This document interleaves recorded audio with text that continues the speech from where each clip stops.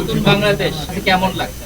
আসলে অনেকদিন তো কাজে একটা বিরতি ছিল, তো সবকিছু কাটিয়ে যে স্বাভাবিক অবস্থায় আমার মনে হয় প্রত্যেকটা ব্যক্তিরই আসলে দরকার যে কাজে ফেরার। কারণ আমরা শুধু না, আপনাদেরও অনেকেরই অনেক দিন ধরে আসলে কাজ বা অনেকেরই রুটি রোজগার বন্ধ। তো সেই জায়গা থেকে আসলে সবার আগে তো মৌলিক অধিকার, খাদ্য, বস্ত্র, বাসস্থান, শিক্ষা, চিকিৎসা, তো সেগুলো যত তাড়াতাড়ি স্বাভাবিক অবস্থায় ফেরত আমরা যেতে পারবো, তত তাড়াতাড়ি সবার জন্যই মঙ্গল। সবচেয়ে আগে যেটা দরকার সেটা হচ্ছে সত্যি কথা কনফিডেন্স। এটা সবচেয়ে বেশি ইম্পর্টেন্ট, যে আমি আসলে দেখতে কেমন, এটা আসলে আমার মনে হয় যে এটা নিজের উপর বেশি ডিপেন্ড করে। আদার দেন আমি যদি সবসময় ভাবি যে অমুকে আমাকে সোশ্যাল মিডিয়াতে এই কমেন্ট করলো, রাস্তায় একটা মানুষ আমাকে এটা বললো, এবং সেগুলো যদি আমি মাথায় নিয়ে বসে থাকি, আমি যতই মানে বিশ্বের সবচেয়ে সুন্দর মেয়েও কিন্তু কখনো না কখনো কোনো না কোনো একটা খারাপ মন্তব্য তারা পেয়েছে, এবং এটা প্রত্যেকেই পায়।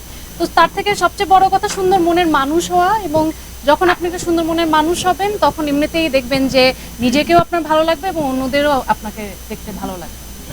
স্বাভাবিকভাবে সিনেমা হল চলা জরুরি, প্রত্যেকটা বিজনেস স্বাভাবিক হওয়াটা খুব জরুরি। কারণ যতক্ষণই আপনি ততক্ষণই আন্দোলন করতে পারবেন আসলে যতক্ষণ আপনার নিজের পেটে ভাত থাকবে, রাইট? আপনার নিজের রুটি রোজগার বন্ধ করে দিয়ে কিন্তু কখনোই আপনি দেশ সংস্কার করতে পারবেন না।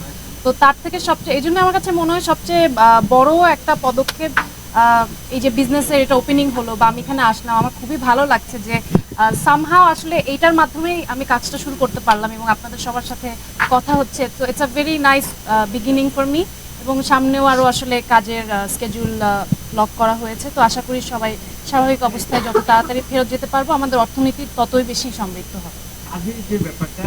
না, আসলে শুধু ফিল্ম মিডিয়া না, এটা প্রতিটা সেক্টরেই তো অনেক দিনের মানুষের যেটা বললাম যে কাজের থেকে বাইরে ছিল। তো কিন্তু আমি দেখছি যে অলরেডি কিন্তু আমরা সবাই স্বাভাবিক পরিস্থিতিতে ফেরত দিয়েছি এবং কাজ হচ্ছে, এবং যত বেশি আপনার কাজের পরিস্থিতি সুস্থ স্বাভাবিক হবে, তত বেশি কাজের পরিস্থিতি বাড়বে।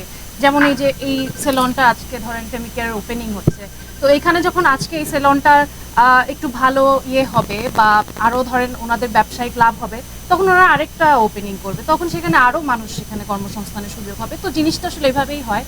তো সেটাই আমি বলতে চাচ্ছি বারবার করে, যে স্বাভাবিকভাবে আমরা যখনই কাজ করা শুরু করব, সেগুলো একটা না একটাভাবে ক্ষতিটা কাটিয়ে ওঠা সম্ভব হবে।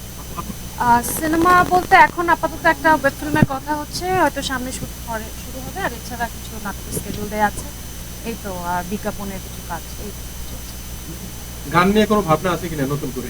হ্যাঁ আছে, হ্যাঁ, সেটা একটা ভালো দিক হচ্ছে যে এর মধ্যে অনেক সময় পেয়েছি গানের এই জিনিসটাকে গুছানোর। তো ইনশাল্লাহ হয়তো সামনে আরেকটা কোনো কিছু ভালো খবর দিতে পারবো। অভিনয় না গান, কোনটা এখন বেশি কমফোর্টেবল?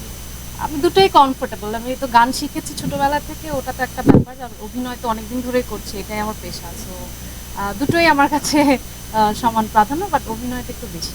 আমি আসলে সচরাচর মানে সব অনেক ওপেনিং বা অনেক ব্র্যান্ডের সাথে সংযুক্ত থাকি না। আমার দেখতে হয় যে আমি একটা জিনিস মানুষকে রেকমেন্ড করার আগে আমি নিজে একটু দেখে যাচাই বাছাই করে তারপর আসলে বলতে চাই। তো আমি বলবো যে ফেমিকেয়ার, আমি ওদের প্রোডাক্ট আমাকে প্রোভাইড করেছে, আমি ইউজ করেছি। ইনফ্যাক্ট তাদের সার্ভিসও আমি সামনে নেবো, এটাও কথা বলেছি আমি। সো আমি ইনফ্যাক্ট ওপেনিংয়ে আসার আগে আমি এখানে ভিজিট করে গিয়েছি, দেখে গিয়েছি। তো এটাই আর কি, মানে আমার কাছে দেখে সব কিছু মনে হয়েছে যে this has a good potential, এবং আমাদের তো আসলে অনেক বেশি বিউটি রিলেটেড অনেক ইয়ে হয়ে গিয়েছে, বাট এটা একটু মানে মেডিকেল রিলেটেড, এবং এখানে যারা পার্সোনাল আছে তারা সবাই আসলে মেডিকেল ব্যাকগ্রাউন্ডের এবং স্কিলফুল। সো আমার কাছে মনে হয়েছে যে সামনে হয়তো ওনাদের ভালো কিছু দিতে পারে।